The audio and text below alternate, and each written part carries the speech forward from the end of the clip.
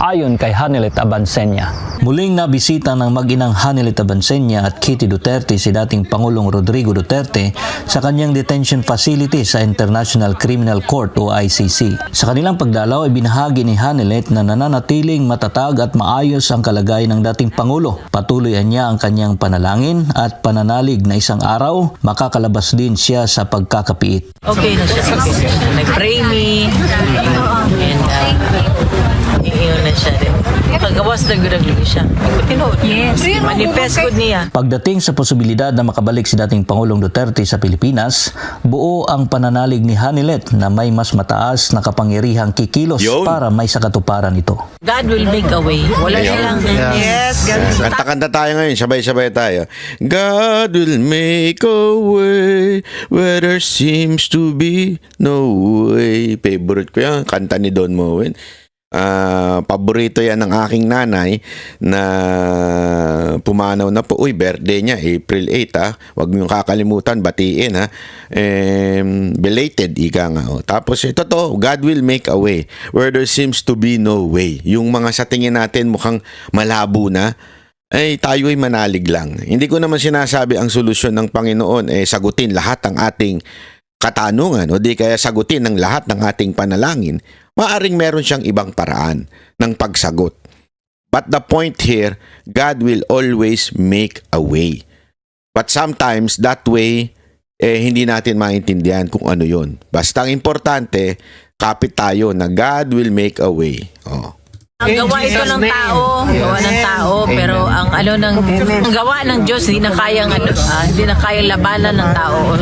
Yan ang magandang mensahe. Alam mo, yan ang magandang kasi sinasabi nung iba, ganyan si Hanilet, siguro ano lang niya, paano lang yan. Hindi, alam mo si Hanilet, ang balita ko devout Christian daw talaga po ito si Hanilet. At sabi nga niya, ito'y gawa ng tao, gawa ng damonyo. Alam naman po natin na nagsilbi naman po. Kasi maraming nagpupuna dyan. Ngayon, bakit nyo tinatawag ang Diyos? Dati, di ba, minumura ni Duterte ang Diyos. Yan ang hindi maintindihan ng iba. Yung pagmura ni Pangulong Duterte ng Diyos, yun po yung mga Diyos-Diyosan. Hindi po yun, kasi ang problema sa atin, yung iba, basta lang natin tinake for parang literal yung kanyang sinabi nun, di ba? Yung sinabi niyang, God, your God is stupid. Which is true. Di ba? Kasi nga, my God, sabi nga niya, my God is not, ito ang sinabi niya, pinaliwanag niya. Tapos, your God is so stupid. Hindi niya sinasabing, si God ay stupid.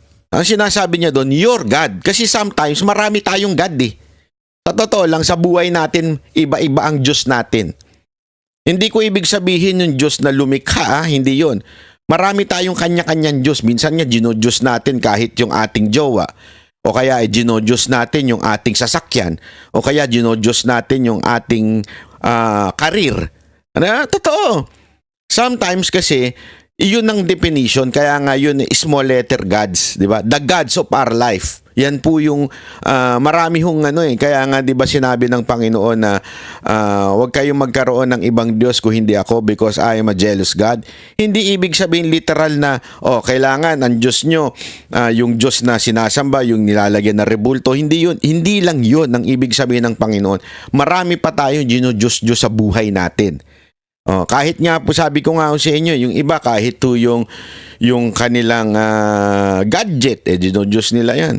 Umaasa lang sila dyan. O di kaya yung kanilang mga asawa, ay yan lang sinasandigan nila. Minsan kahit ang pamilya ginagawa natin Diyos.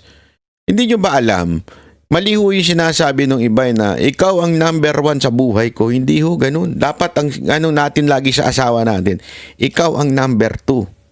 Bakit? Ang number 1 si Lord. Yun ang sinasabi. Kasi minsan yung iba sa atin talagang ang sinusunod na lang yung asawa natin kaysa yung Diyos natin. Minsan kasi nagko-conflict yun Oo, minsan nagko-conflict yung dalawa. Not every time. Kaya nga dapat ang talagang pinuno ng ating pamilya, ang talagang pinakasandigan or foundation of our family ay ang ating Panginoon. Yung sinasabi ni Pangulong Duterte na your God is stupid, yung pong mga sumasamba sa mali. Yung mga naninindigan na yung gusto nila, yung Diyos nila ay pinapatawad ang mga adik, pinapayagan ng mga adik. Yun ang sinasabi ni Duterte noon. Kaya nga yung mga nagliliteral, bakit kayo ngayon naggagad-gad dyan pagkatas burahin ni Duterte si God? Huwag kalokohan nun. Huwag tayong tatanga-tanga. Diba? Minsan tayo, latanga-tanga, pick upin lang natin yung literal na meaning na sinasabi ng tao na hindi natin tinitingnan ng buong konteksto. That's the context of ano yung sinabi ni Pangulong Duterte dati. At ito nga pong si Miss Hanelet, talagang devout Christian po ito. Kaya ang ganda na sinasabi niya dito no matter sinong pinakamataas na presidente o sinong pinakamataas na pinuno, o nagdalad sa sa kanyang asawa na si PRRD diyan sa dahig, merong mas mataas. Kaya nga sabi dito, ang ganda na sinabi niya, even the demons acknowledge that there is Jesus Christ. Yun. Sabi doon, alam mo, ang ganda nun Yan yung, alam mo na, biblical yan. That every knee shall bow. Every nation shall bow sa ating Panginoong Yesus. That's biblical. Yan po ang sinasabi dyan. Napakaganda po nun. No, tuloy. Kahit na kanino mang tao, kahit na demonyo ka, di ba? That even the demonyo is acknowledging that there is Jesus Christ. Nagpaabot din ng pasasalamat ang dating Pangulo sa kanyang mga taga-suporta, kasabay ng panawagan na ipagpatuloy ang laban. Sa mga supporters, nagpaabot siya sa pasalamat o kanang padayon daw. Ginainag yun na mabuhay ang Pilipinas, mabuhay ang kabalohan the word mabuhay, di ba? Mabuhay ang Pilipino. Daghang salamat yun. Kabalo siya na every time na naitaw. Samantala, alam daw niya na may mga pumupuntang tao doon.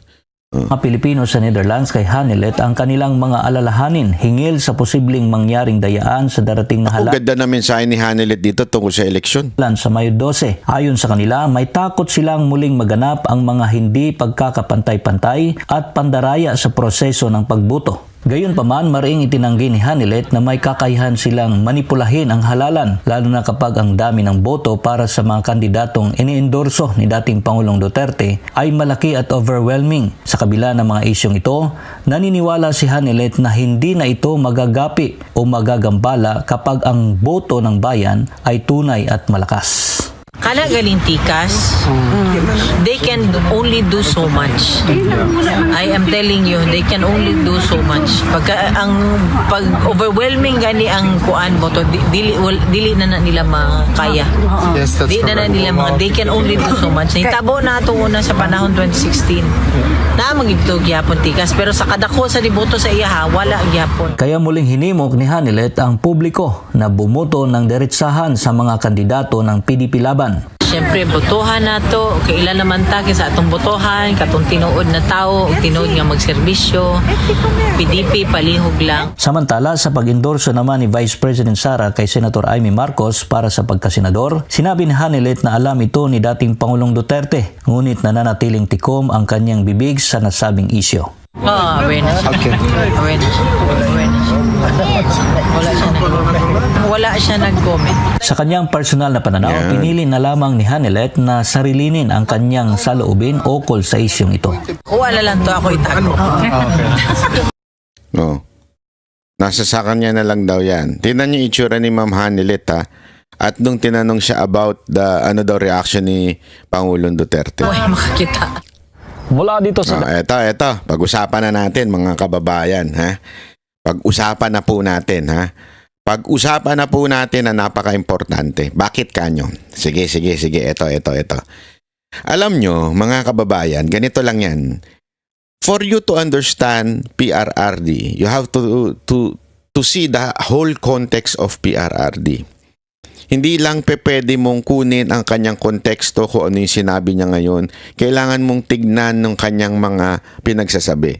Not just PRRD. If you want to know a person, you have to see his or her background bago mo ma-interpret yung kanyang totoong sinasabi. Kaya nga sabi, di ba, read between the lines. O sinasabi, go beyond the words na sinasabi ng isang tao para mas maintindihan mo siya. Eto yan. Kung maaalala ninyo, nung panahon po ni Pangulong Duterte, bumabanat siya. Kasi ako dito, I was personally involved. Why? Why involved? Kasi remember, sa ating channel po unang sinabi ni Pangulong Duterte